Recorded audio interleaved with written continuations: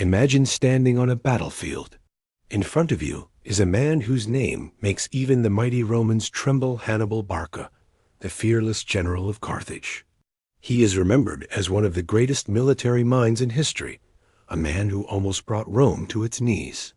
Hannibal was born in 247 BCE in Carthage, a powerful city in North Africa, near today's Tunisia.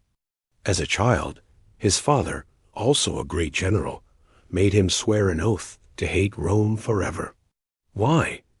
Because Carthage and Rome were rivals, fighting for control of the Mediterranean. Hannibal grew up with one goal: to defeat Rome.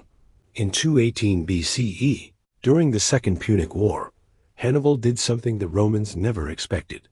He marched his army from Spain across the freezing Alps mountains into Italy. It was one of the most daring moves in military history. Once in Italy, Hannibal defeated the Romans again and again. At the Battle of Trebia, at Lake Trasimene, and most famously, at the Battle of Cannae in 216 BCE.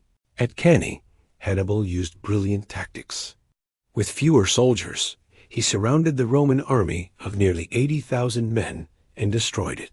Historians say it was one of the greatest victories ever in war. The Romans were so terrified that mothers used to say to their children, "Hannibal is at the gates."